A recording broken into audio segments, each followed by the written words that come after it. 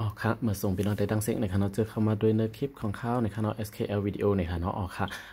ย้อนไปว่าเขาก็เลยเอาขึ้นไว้ใน YouTube ในค่ะเนาะวิดีโอดีอันป่วนมาในก็มีดังนำในค่ะเนาะ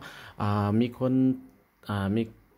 ไอ้กอเขาในค่ะเนาะดีเขามาด้วยเย้าในค่ะเนาะก็มีคอมเมนต์ถามมาว่าในค่ะเนาะลงบินโตเอ็มใจค่ะเนาะลงลิกใต้ในค่ะเนาะvivo ในค่ะเนาะ V11i ในค่ะเนาะอำไลในค่ะเนาะย้อนไปนั้นเขาก็เดเฮ็ดในแฮมคลิปหนึ่งใหม่ๆในค่ะเนาะย้อนไปว่าอัน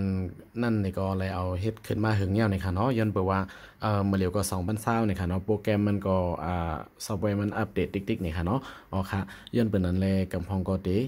ลงอำไลในค่ะเนาะเป็นเจ้าหือในค่ะเนาะเฮ็ดสังเลยลงอำไลจังได๋ในค่ะเขาเดี๋ยวมี2เครื่องมาจำนี่พี่น้องเขาได้สิเฮ็ดด้วยในค่ะเนาะตั้งโปรแกรมรุ่นใหม่และรุ่นเก่าในค่ะเนาะอันนี้ก็เป็น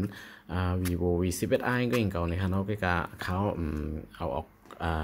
กล่องอยู่ในค่ะเนาะอันนี้ค่ะเนาะ vivo V11i ในค่ะเนาะอ๋อค่ะอันนี้ก็จะเป็นแรม4นะครับล้อม128นะครับ vivo 1806นะครับเนาะเหมือนกันนะครับเนาะอ๋อค่ะคุยกันตั้งในมันติดต่างกันนะครับเนาะเวอร์ชัน Android อันนั้นก็Fundas OS นะครับเนาะมันได้ปึงกันนะครับเนาะเขาได้ในพี่น้องเขาเนี่ยค่ะเนาะมันแตกปึงกันซึ่งคือในกำพองให้สังเลลงไลกำพองให้สังเลลงอำไลนะครับเนาะมันได้ปึงกันอีกด้วยนะครับเนาะเขาค่าก็มาดีกันตั้งค่านะครับเนาะ setting นะครับเนาะดีในครับเนาะมาดีในนะครับเนาะแล้วก็เข้ากว่าดีabout phone นะครับเนาะพอเป็นพอเป็นลีกมาได้ก่อนนะครับเนาะอ๋อพอเป็นลีกอังกฤษนะครับเนาะอ๋อค่าเขาก็เอาว่าเข้ากว่าดีอันเป็นเหมือนเจ้งหนังอันแค่พังตั้งค่าเหมือนที่เขาเข้ามาดังนั้นนะครับเนาะเข้ากว่าดีในครับเนาะโดยแค่พังเอาอะไรนะครับเนาะเข้ากว่าดีในการตั้งค่าเพิ่มเติมนะครับเนาะแล้วก็เข้ามาดี about phone นะครับเนาะเกี่ยวกับโทรศัพท์นะครับเนาะดีนะครับเนาะ ก็มันดีขึ้นมาดีเนื่อยๆนะครับเนาะยกตัวในก็เขาที่เปิดเฮ็ดจังนั้นนี่พี่น้องเขาเนี่ยค่ะเนาะค่ะอันนี้ก็มาดีเก่าเหมือนกันนะครับเนาะมาดีตั้งค่าเพิ่มเติมนะครับเนาะadditional adding setting นะครับเนาะยก about phone นะครับค่ะอันนี้ก็จะเป็นนะครับเนาะ vivo นะครับเนาะ1806นะครับเนาะอันนี้ก็1806นะครับเนาะมันเปิงกันจึงหือนะครับเนาะอันตึกใส่ไว้ในแอบอันในนะครับเนาะมันเป็นตัวอันออกมาใหม่นะครับเนาะย้อนไปว่าอันในตึกออกมาใหม่คนใจตึกหาซื้อมากเว้ยนะครับเนาะแล้วก็อันในออกมาถึงอีกหนึ่งนะครับเนาะก้อยกัน1806เนี่ยเหมือนกันนะครับเนาะมันเปิงกันจึงหือนะครับเนาะอันในมันตีตั้งเนื้อเนี่ยเหมือนกันก้อยนะครับเนาะมีเดี๋ยวมีเอ็มมี1เอ็มมี2มีใส่ซิมใน2ซิมนะครับเนาะแล้วก็1806นะครับเนาะมันตึงกันเปิ่งกันดี Android version นะครับเนาะ version Android นะครับเนาะ version ของ Android เนี่ยอันนี้จะเป็นอันตัวใหม่อันนี้จะเป็น Android เก่านะครับเนาะแล้วก็อันนี้จะเป็น Android 8.1.0นะครับเนาะดีนะครับเนาะมันแปดเปิ่งกันจะถึงในเฮาคำมาด้วยก็จ้อมกันนะครับเนาะย้อนไปว่าเฮ็ดสังแลลิกใต้มันลงแรมไรนะครับเนาะแล้วก็อันนี้เลยอัปเดตมือกำลืนสุดมือ2019เดือน3นะครับเนาะ March นะครับเนาะ2019นะครับเนาะแล้วก็อันนี้เลยอัปเดตมือFebruary นี่ค่ะเนาะก็เดือน2นะครับเนาะ2020ที่ป่นมามือป่นมา2เดือนนะครับเนาะโอเคแล้วก็ที่นี่จะเป็น2.0 AI Auto Call นะครับเนาะอันนี้ค่ะเนาะอันนี้จะเป็น2.0เหมือนกันค่อยการดีในที่เป็น Auto Call ในหลายๆอันป้า AI นี่ค่ะเนาะ AI ตรวจสอบนั่นป้านี่ค่ะเนาะยันแปลว่าอันในป้ามาใน AI นะครับเนาะดีในอัปเดตป้าพวกเขาค่าอัปเดตมาเนี่ยอัปเดตป้ามาอยู่นะครับเนาะแล้วก็แรม4นะครับเนาะอันในแรม4เนี่ยเหมือนกันกล้วยนะครับเนาะแล้วก็ดีในนะครับเนาะ vivo rom นะครับเนาะที่เป็นvivo rom นะครับเนาะ vivo rom อันนี้เป็น Fundas OS 9นะครับเนาะแล้วก็ดีในที่เป็นvivo rom นะครับเนาะที่เป็น Fundas OS 4.5ก็นะครับเนาะเปิ่งกันเป็นครึ่งนะครับเนาะ4.5และ9นะครับเนาะมันก็พวกเขาค่าอัปเดตซอฟต์แวร์โปรแกรมลอมที่อันเป็นอันอัปเดตกำลังสุดเซเปิลนั่นนะครับเนาะมันก็อีสังก็เดลีขึ้นมากกูจะกูลองนะครับเนาะอ๋อค่ะมันจะมีโปรแกรมอันนั้นก็ฟังก์ชันมันติขึ้นมาฟังก์ชันมันติขึ้นมาปามาแทงอันแคมอันลีมันติเพิ่มเติมมาในค่ะเนาะแทงมาแทงในค่ะเนาะมันเปิงกันก็คือขลาดในค่ะเนาะเพราะว่าเป็นแคลาดในเพราะว่าเป็น Android ว่าฉันส่งขึ้นมานะคะเนาะ Android เก่าว่าสังว่าเจ้านี่นะคะเนาะลิกใต้เฮาคานั่นนะคะเนาะ Unicode มันตึงป้ามาอยู่ยาวนะคะเนาะอำโนไม่ใจสั่งนะคะเนาะก้อยกาอันไหนนะคะเนาะเขาได้เข้ากว่าอำไปเลยลงเสตัวนะคะเนาะอันไหนค่ะเนาะได้จำได้เข้ากว่าด้วยใน YouTube นะคะเนาะอันไหนค่ะโปอำไปเลยลงเสียอีกนะคะเนาะเข้ากว่าดีใน YouTube นะคะเนาะเขาเต็มลิกใต้เป็น channel YouTube ของเขาอันเฮ็ดอยู่มาเร็วในนะคะเนาะ SKL Video นะคะเนาะเต็มลิกใต้ร้อนๆนะคะเนาะก้อยกาลิกใต้มันอ่านอำออกนะคะเนาะย้อนไปว่าอำไปเลยลงนะคะเนาะอ๋อค่ะยก็เครื่องอันไหนก็เป็น Vivo เหมือนกันนะคะเนาะยก็อำไปเลยลงลิกใต้เหมือนกันนะคะเนาะก้อยกาเข้ากว่าดี YouTube ดีในนะคะเนาะอันไหนค่ะอำไปเลยลงนะคะเนาะก้อยกาลิกใต้อ่านไลกูโตนะคะเนาะย้อนไปว่าเป็นAndroid นะคะเนาะกำเนิดสุดอันสูงขึ้นมาถึง Android เก่านะคะเนาะแล้วก็ Fundas OS 4. Fundas OS เก่าเหมือนกันนะคะเนาะมันเลยอัปเดตมาอย่างในเลยลิกใต้เฮาก็ปามาจอมอย่างนะคะเนาะอันในอำโลกว่าลงลิกใต้สังอย่างนะคะเนาะโหลจันเอาคีย์บอร์ดมันใน App Store สีมาเจอก้อยนะคะเนาะเจออะไรกำซื้อนะคะเนาะก้อยกาตัวในได้ลงลิกใต้มันก่อนนะคะเนาะจ่องที่เจออะไรนะคะเนาะย้อนบัวมันอ่านนำไปไล่นะคะเนาะอ๋อค่ะอันในเขาก็ได้จามด้วยเขาขาจามด้วยนะคะเนาะเขาดีกว่าจันเอา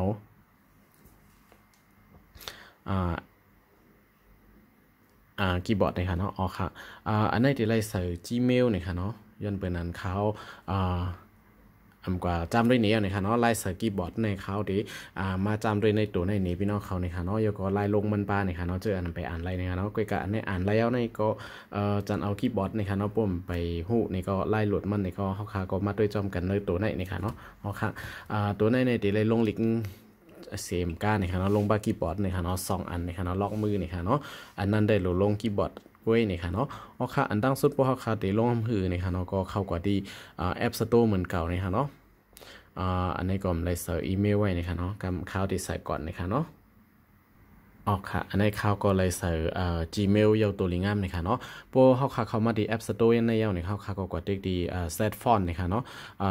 ลงฟอนต์ก่อนนะคะเนาะออกค่ะย้อนไปว่าตัวในมันอ่านไปไล่นะคะเนาะลงดีจันเอาดี set font นะคะเนาะ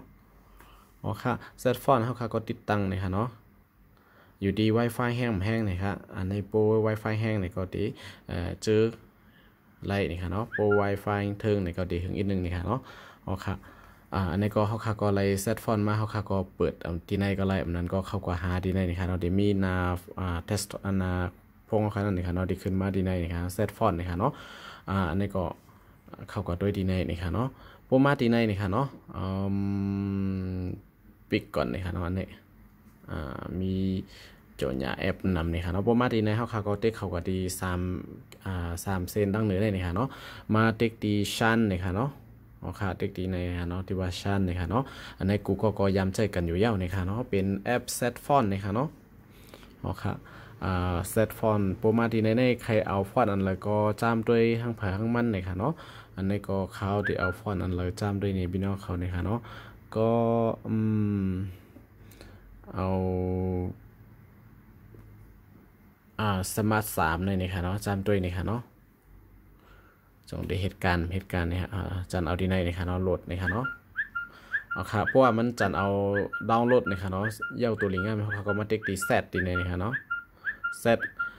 ทีในเซตในเขาค่ะก็เพราะว่าเลือกของเขาค่ะเป็น Vivo ในเขาค่ะก็เลือกดี Vivo ดีในนี่ค่ะเนาะพอเป็น Oppo นี่ก็เอา Oppo ดีในนี่ค่ะเนาะVivo นี่ก็เตะเข้ากับดี Vivo นี่ค่ะเนาะแล้วก็เทคนิวนี่ค่ะเนาะย้อนว่าเป็นโฟนรุ่นโมเดลใหม่นี่ค่ะเนาะโฟนใหม่นี่ค่ะพวกโฟนเก่าในเลยเทคดี OLDO นี่ค่ะเนาะเขาค่ะเทคนิวดีในนี่ค่ะเนาะdownload and install นี่ค่ะเนาะเขาค่ะก็จัดเอาสิinstall นี่ค่ะเนาะมันตึกโหลดอยู่ในคัน iTeam นะครับเนาะมันโหลด iTeam APK แล้วก็โหลด APK โหลด iTeam APK มาเนี่ยครับแล้วก็เขาคัดเต็กดี install now นะครับเนาะดีในครับเนาะมันที่ขึ้นมาปันดีในนะครับเนาะแล้วก็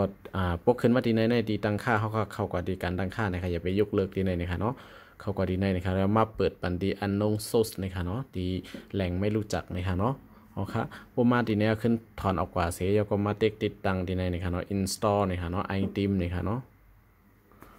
ยันบอกว่าเป็นจะเป็น iTeam นะครับเนาะทีในเขาก็ติดตั้งต่อไปนะครับเนาะ continue นะครับเนาะ install นะครับเนาะค่ะ โปเขาค่ะกว่าตกลงยุกเลิกแต่นั้นเนี่ยมันเดมติดตั้งปันเฮาเนี่ยค่ะเนาะแล้วก็เขาค่ะก็ติ๊กเซตติ๊กเซตแล้วเนี่ยค่ะเนาะออกกว่าเนี่ยค่ะเนาะออกกว่าดีในเสียเข้ามาดีไอทีมเลยเนี่ยค่ะเนาะไอทีมดีในค่ะนะที่มันมีอยู่ที่หน้าโฟงเลยเนี่ยค่ะเนาะแล้วก็โอเคเนี่ยค่ะเนาะออกกว่าเนี่ยค่ะเนาะย้อนไปว่าไอทีมอันไหนเลยอัปเดตกว่าเนี่ยค่ะเนาะแล้วก็เข้ามาดีดีตัวภายในเครื่องดีในเนี่ยค่ะเนาะที่ภายในเครื่องดีในครับแล้วก็มาติกดีแบบตัวอักษรนะครับเนาะดีทีตัวทีนี่ฮะเนาะดีในเข้ามาแล้วนี่ค่ะเนาะก็อำไปมีฟอนต์มันนี่ค่ะเนาะอ๋อค่ะตอนมาเรียกว่าไอทีมันไหลมาแล้วนี่ค่ะเนาะก็อำไปมีฟอนต์นี่ค่ะเนาะสมาร์ทเซตฟอนต์สมาร์ท3นี่ค่ะเนาะเขาเด็กเขาก็จำด้วยนี่ค่ะเนาะที่โหลดมาเมื่อไกลนั่นเป็นเสื้อไว้นี่ค่ะเนาะเด็กเซตดีนี่ค่ะเนาะเขาก็ดีวีโวมันเก่านี่ค่ะเนาะเด็กดีนิวนี่ค่ะเนาะมันดีเข้ามาดีว่าดีในนี่ค่ะเนาะเชิงฟอนต์นี่ค่ะเนาะไอทีมเมื่อก็มันตั้งสุดมันดีโหลดจันเอาไอทีมมาปั่นเฮานี่ค่ะเนาะไอทีมนี่ค่ะเนาะแล้วก็มาเด็กเขาแทงกัมในมันดีเฮาค่ะโหลดฟอนต์นี่ค่ะเนาะแล้วก็เซตฟอนต์ดีในนี่ค่ะเนาะเชิงฟอนต์นี่ค่ะเนาะโป่งเข้ามาดีในเฮาค่ะก็เขาก็ดีแบบอักษรดีในนี่ค่ะเนาะดีทีตัวทีเมื่อกี้นั่นเหมือนเก่านี่ค่ะเนาะอันนี้ครับมันเด็กขึ้นมาว่า custom set font นี่ค่ะเนาะเมื่อกี้มันได้มี default ในหลายๆอันนึงนี่ค่ะเนาะอันนี้ที่เฮาคาติดตั้งเข้ามานี่ค่ะเนาะเฮาคาก็ติ๊กเข้ากับดีในนี่ค่ะเนาะมันจะเป็นนำโค้งนี่ค่ะเนาะ smart นี่ค่ะเนาะ3นี่ค่ะเนาะทีนี้ก็เฮาคาก็ติ๊กปรับใช่นี่ค่ะเนาะapply นี่ค่ะเนาะว่าเป็นภาษาอังกฤษนี่ค่ะเนาะอ๋อค่ะไม่สามารถนำไปใช้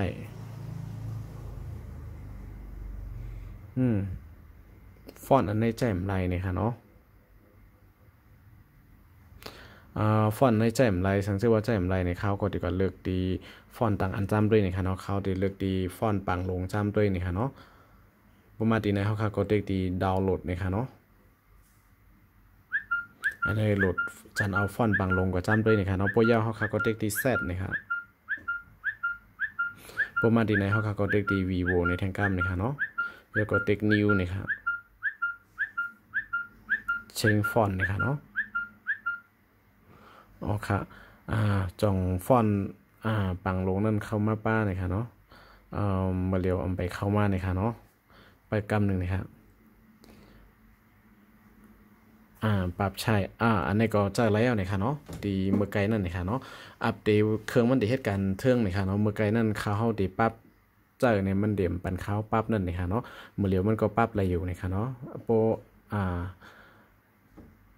แหลมไรในพี่น้องเขาก็จำด้วยดีไอทีมในขึ้นเหมือนเก่านะคะเนาะยกก็มาดีภายในเครื่องตีแคปพังก้นเลยนะคะเนาะ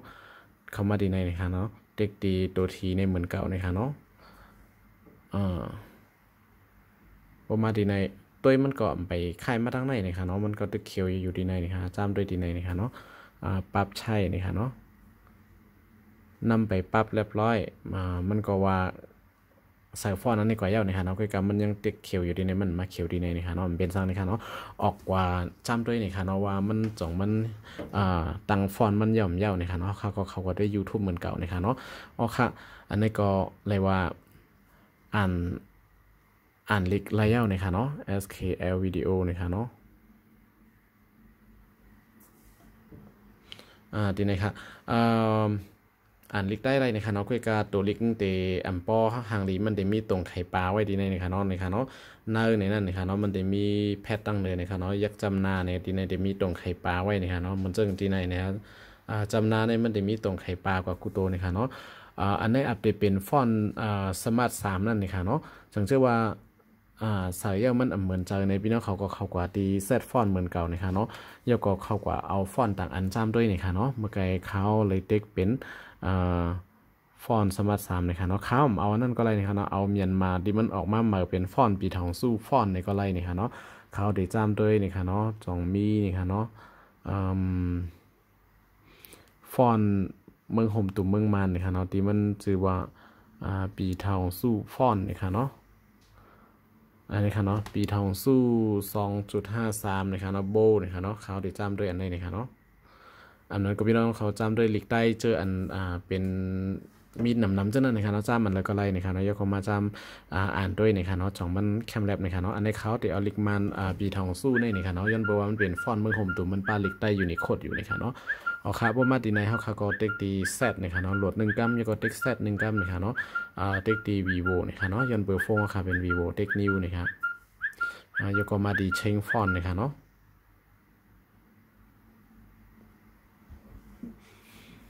ปล่อยเครื่องเหตุการณ์กำหนึ่งนะครับเนาะตึกปั่นอยู่นะครับเนาะ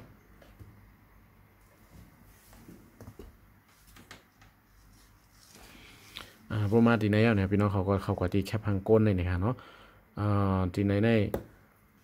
ตึกมีมาอยู่2 อันก้อยนะครับเนาะ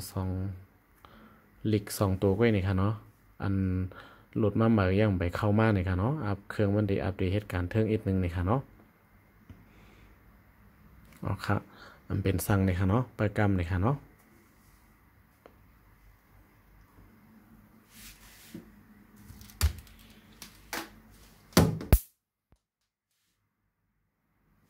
ดีในตึกมีอยู่2 ฟอนต์ก้อยนะครับเนาะ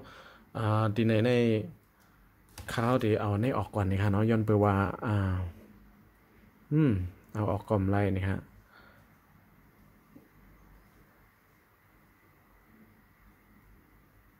อ๋อเขามาเยอะนะครับเนาะมันเขามาอันเร็วก็นะครับเนาะมันเขามาเป็นปีทองสู้นะครับเนาะ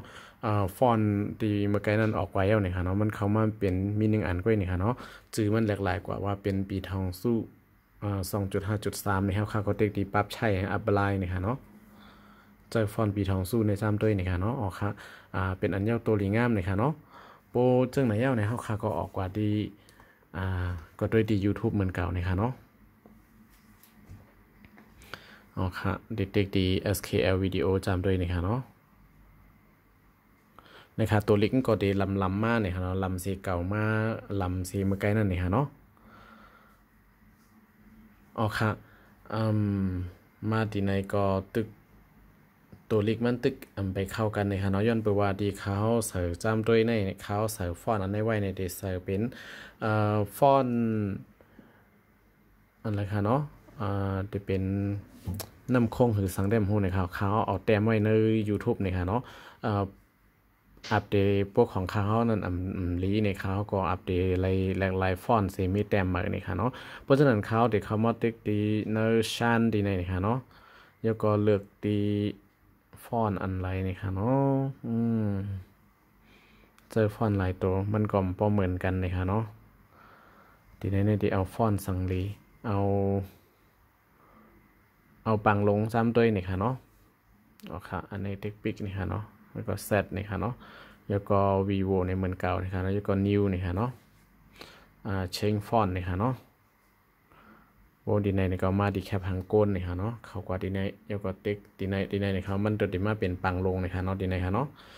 จื่อมันแหลกลายกว่านี่ค่ะเขาก็ติ๊กปรับเป็นฟอนต์ปังลงแหลกลายกว่าแหลกลายมากนี่ค่ะเนาะอ๋อค่ะผมมาดีในเขาก็จำด้วยแทงนี่ค่ะเนาะจ่องว่าลิกใต้มันจ่องปลาเหมือนกันนี่ค่ะเนาะ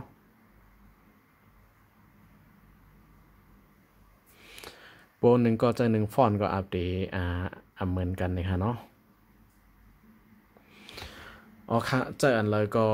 เหมือนเจอไหนในเลยว่าตีเขาเต็มไว้นั่นนะคะเนาะเขาจะฟอนต์เต็มไว้นั่นอัปเดตผิดเปิงไว้นะคะเนาะเขาถูกดีกว่าเมดีเนอร์ฟอนต์ของเขาเนี่ยค่ะเนาะใส่ลายฟอนต์ยาวตึกเป็นในนี่ค่ะเนาะอ๋อค่ะเขาวนว่าของเขาดีเขาเต็มไว้นั่นผิดเปิงนะคะเนาะอันนั้นก็จำได้แค่อันนึงนะคะเนาะเป็นซังนะคะเนาะมีข้าวยามอยู่นะคะเนาะก็เขามาดิชันในจำด้วยนะคะเนาะเขาก็ได้เอาวายูนิโคดในจำด้วยนะคะเนาะดีนะคะผิดอันนี้ค่ะเนาะยุงเขียวนะคะเนาะอันนี้เขาได้เด็กดีไปกรรมนะคะเนาะวายูนิโคดนะคะเนาะแล้วก็ได้เด็กดีดาวน์โหลดแล้วก็เซตนะคะเนาะอ๋อค่ะมาดีเชงฟอนต์นะคะเนาะดีในเขาก็ดีภายหลังนะคะเนาะแล้วก็เด็กดีในนะคะ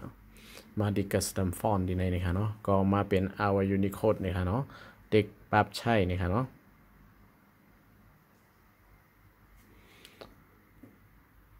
เข้ากว่า YouTube นะครับพี่น้องเขาใครจะอันแล้วก็จะจำด้วยนะคะเนาะอันในเขาเฮ็ดหนีก็นะคะเนาะนั่นคือปฏิปองใจกันนะคะเนาะจะเอาว่า Unicode 1แค่นำไรนะคะเนาะเฮ็ดให้มันลายกว่าเก่านะคะเนาะย้อนเพราะว่าเด็กใต้ค่ะนั้นมันเปิงกันนำนะคะเนาะมันจึงปังลงยก็ได้เป็นนำเต็งว่าสังว่าเจ้านี่นะคะเนาะก็ใจเหมือนกันอยู่นะคะเนาะก็แลกลายด้วยหลายๆฟอนต์นะคะเนาะกับคลิปเขาตียาวนะคะเนาะเอาว่า Unicode ในเจ้าอำปองเปิ้นนะคะเนาะมาลงยาวมันเป็นจังไดนะคะเนาะอ๋อค่ะอันนี้ก็เขาเด็กก็แลกลายฟอนต์ที่มันอันรีเซนเนอร์อีกนึงนะคะเนาะแล้วก็เขาค่าก่อนโหลดคีย์บอร์ดมันแอปสโตร์กันเลยค่ะเนาะอ๋อค่ะเฮ็ดนี่ก็โปเฮอร์นี่ค่ะเนาะย้อนไปว่าเจออันแล้วก็เหมือนอันเลยนี่ค่ะเนาะดีเปิงกันนี่ค่ะเนาะโปรเจกต์นั้นเขาดีเจอฟอนน้ำเต็งกับมีนี่ค่ะเนาะเอาเกรกหอคำนี่ค่ะเนาะเจียงตรงนี่ค่ะเนาะอันนี้ยูนิโคดนี่ค่ะเนาะอ๋อค่ะ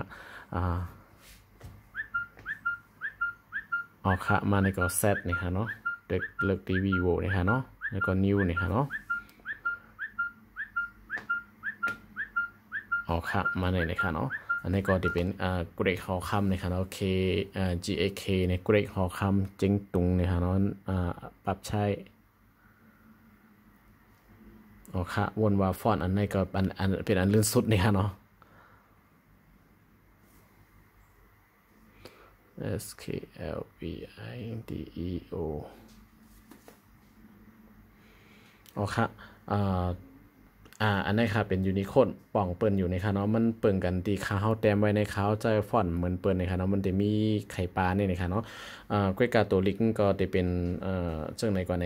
ลำรีอยู่ในค่ะเนาะกล้วยกามันจะเป็นแทงเมียวนึงในค่ะเนาะอ๋อค่ะอันนี้ก็ข้าวเฮาถูกดีกว่าแก้ในมวลเมในตัวลิกที่เขาเลยแต้มไว้ใน YouTube ในค่ะเนาะฟอนต์ข้าวเฮาจะติอัพพิดเปิ่งอยู่ในค่ะเนาะอ๋อค่ะมาดีในนี่ค่ะเนาะก็เจอฟอนต์อันเลยก็แล้วแต่อยู่ที่พี่น้องเขาในค่ะเนาะสังเกตว่าเย้าตัวดีงามเขาค่ะก็มาติ๊กคีย์บอร์ดในค่ะเนาะติ๊กS Shan Stick คีย์บอร์ดในค่ะเนาะ SXA and Shan Stick คีย์บอร์ดในค่ะเนาะติ๊กฟอนต์อันไหนในค่ะเนาะจำด้วยในค่ะเนาะเมื่อเร็วในค่ะเนาะเอาค่ะจันเอาคีย์บอร์ดมันมาในค่ะเนาะ Shan Stick คีย์บอร์ดแล้วก็ติดตั้งในค่ะเนาะพวกเย้าก็เปิดในค่ะเนาะเปิด Shan Stick คีย์บอร์ดดีในเอาในค่ะเนาะมาดีenable คีย์บอร์ดในค่ะเนาะเปิดคีย์บอร์ดก่อนในค่ะเนาะเขาค่ะก็มาติ๊กดีในค่ะเนาะเปิดบันดีในให้เขียวเหมือนเช่นในค่ะเนาะเขามาเปิดดีในค่ะเนาะเอาค่ะแล้วก็โอเคนะคะเนาะโบยาวมาดีในนี่ก็เขาค่ะก็เข้ากว่าดีในนะคะเนาะ Slack input language นะคะที่เอาภาษาสังลายๆนะคะเนาะก็มาปิกออโต้ดั้งเนื้อในก่อนนะคะเนาะปิกอันดังเนื้อนะคะเนาะจงก็เปิดอันดังเตอในไลน์นะคะเนาะเอาค่ะมีไทยมีอังกฤษมีไต้นะคะเนาะได้คำตีมีมานนะคะเนาะเสียงแตดนะคะเนาะข่าวซึ่งคือนี่ก็อยู่ที่พี่น้องเขานะคะเนาะแล้วก็มาแต้มจำตัวในYouTube ว่าในข้อความว่าใน Facebook ว่านะคะเนาะเอาค่ะที่ในคีย์บอร์ดเขาเลยเปิดกว่าเย้าหน่อยค่ะเนาะเลยลงมาติดตั้งเย้าหน่อยค่ะเนาะหนังคือเขาคาตีแลกลายคีย์บอร์ดมันนั่นกว่าแลกลายคีย์บอร์ดตีเลยนะคะเนาะเอาค่ะเขาคาถูกรีมาเต็กตีตีอันเขาคาตีแต้มนั่นนะคะเนาะตีอันต้องเย็บนะคะเนาะค่ะมาเต็กเจไว้ดีในนะคะเนาะป้อนข้อมูลอัตโนมัติตีในเนี่ยไรนี่ค่ะเนาะเอาค่ะก็เต็กตีนั่นเลยค่ะเนาะเขาได้เฮ็ดนี่แทงกล้ามเลยค่ะเนาะมา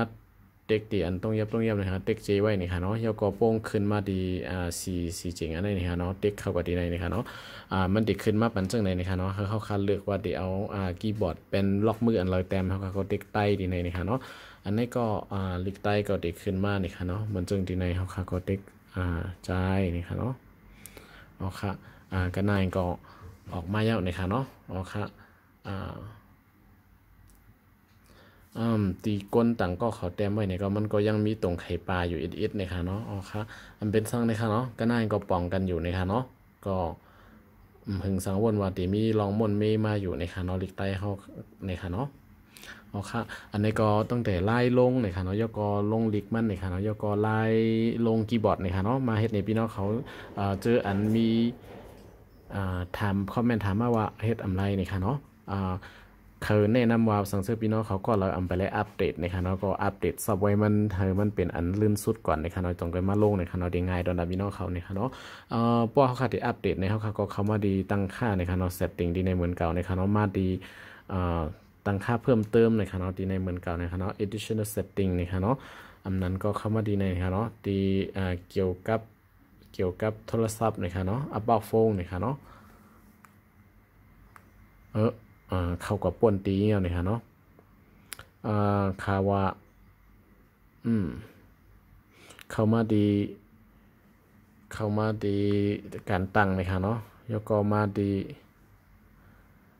การตั้งค่าเพิ่มเติม additional setting จัดการแอปเกี่ยวกับนะคะเนาะจะควบคุมสำรองขึ้นค่าการอัปเดตมีในก็เข้ามาหาในเครื่องในนะคะเนาะมันได้มี